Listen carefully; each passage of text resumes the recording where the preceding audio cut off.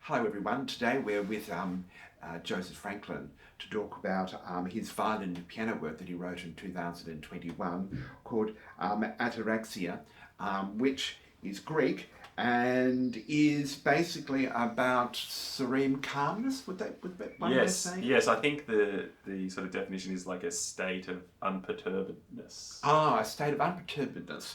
So, how does one move from being a definition of an ancient Greek word Mm. to new music in Melbourne and trying to create that state of unperturbedness? That's a very good question. I suppose that's what the work is an attempt to do. Like I'm in writing for the piano and violin. There's a big long legacy. There's a huge body of work in the canon, and so I thought, well, what can I do? And the first, I think, first thought I had was, how can I do this calmly? How do I address? How can I be in the world and part of lineages and also not part of lineages? And how can I sort of how can I work in a way? It's more like a process for me to work from that state and see what happens. Um, yeah. So, we will be hearing a performance of it after this interview. It's eight short movements, Yes.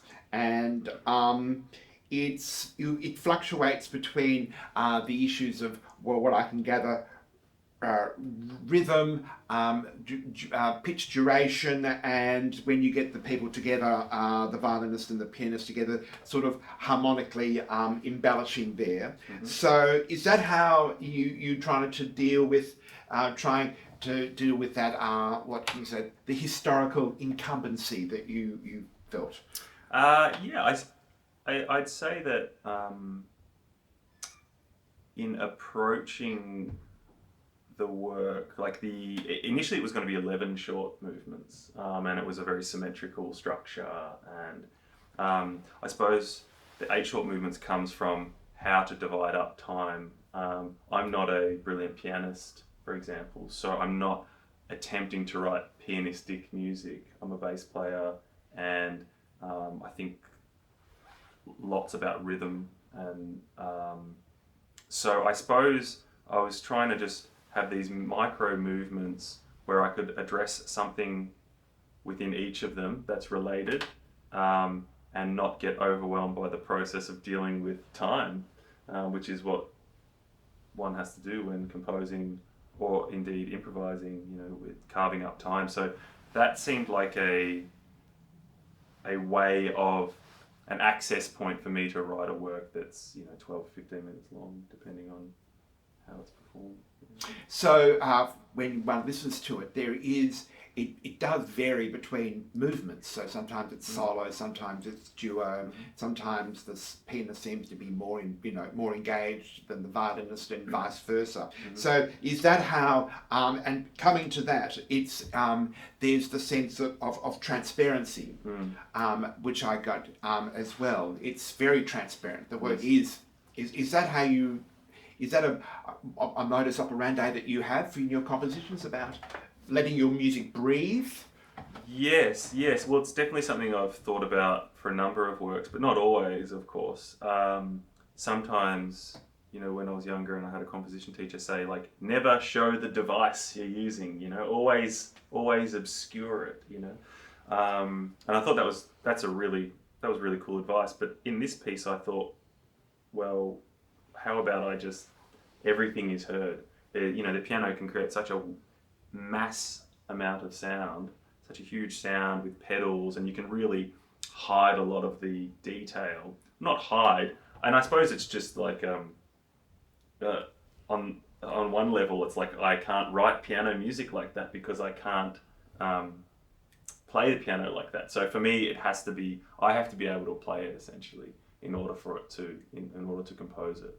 Um, um, so yeah, the idea of transparency and like clarity and not hiding, not trying to obscure anything in the work was definitely a conscious approach, and it was definitely part of this like serene state. I'm simply trying to write for these two brilliant instruments, but also not be scared of having something so clear and obvious, and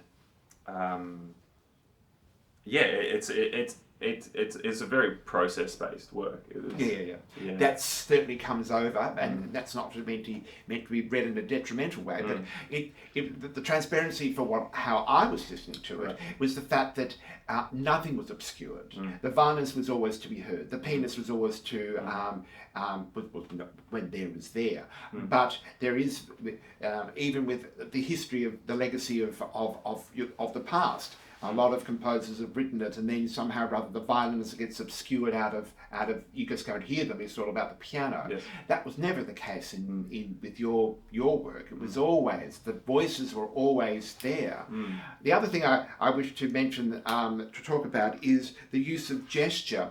It was said in your program that was one of the ways that you were delved, but it's certainly not gesture from an extended technique point of view. I don't feel. So what sort of gestural commentary were you trying to make into the work? Well, I suppose like throughout the work there are these little moments of micro gestures, and there's an assortment of gestures. Well, how I think of them as gestures. I suppose rather than gesture, now that I think back on it, each movement had its own little, like, okay, for example, in the first movement, basically nothing happens. I think there's about 3 notes, and it's very much in time. But there's like articulations, which to me are a gesture. There's like a grace note in the violin when changing certain notes, and all of a sudden, when you have this stillness in the music, one small articulation then has significance. So I suppose when I'm talking about gesture, I'm trying to give significance to the micro details. When you look at a score or for large forces, or an Elliott Carter score, or a double concerto or something, there is so much richness in there, but it would take a lifetime to actually understand and to be able to hear everything. So in this work, I'm trying to just present something with no hidden stories. Every gesture can be heard.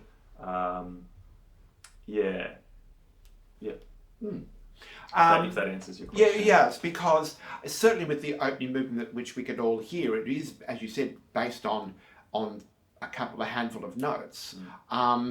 But and that it's about nuance, isn't it? Really, Yes. At the end of the day, Yes. that little that gracing there is the nuance to give it a depth rather than just 3 notes or handful. You know what I mean? It just gives you, the listener, something else to grab onto. Yes. And you see that in the piano quite regularly too. The yes, way that's true. been articulated in that way. So that's how you're defining gesture. Yeah, I suppose so. Yeah. Because it's certainly in a lot of new music, gesture is deemed to be more about extended technique stuff. So Right. Well, I do. Yeah, in some of my work, I do go into extended techniques, especially with my sort of solo-based performance practice. However, I find that extended techniques have to really be situated and have to make sense. And so in this work, there's not so many extended techniques. And nor there needs to be either. Totally. Yes, totally. Exactly. And I can think of one important gesture in the work that's actually very gestural, where the violin and piano do this sort of 3 glisses together. And something that I thought was really cool, and I thought, well, why don't I do it again? And I thought, well, maybe once is enough. Maybe that a good thing only needs to happen once. Well, particularly in a work that's as short as it is. I mean, does go for around about 14 minutes or thereabouts. But each, as I said, each has almost self-contained, 8 self-contained short fragment or short movements. So therefore, if you want to do that gliss for a long period of time, well, then you're automatically, that's the end of the movement. You know what I mean? So sure. Or I suppose when I say that, it could be reconfigured in other movements, in other forms. Right. That's how I'm thinking of that sort of thing. Yeah. Well, Joseph, thank you very much for your time. Pleasure. To hear about this work for violin and piano, which was a recent composition. Mm-hmm. This was performed by Danaë Killian, or Dr. Danaë Killian, on the piano, and Kat Tsyrlin on the violin. It was at the Elbow Room concert series at St Peter's Anglican Church in Box Hill on the 10th of April 2021. Do enjoy it.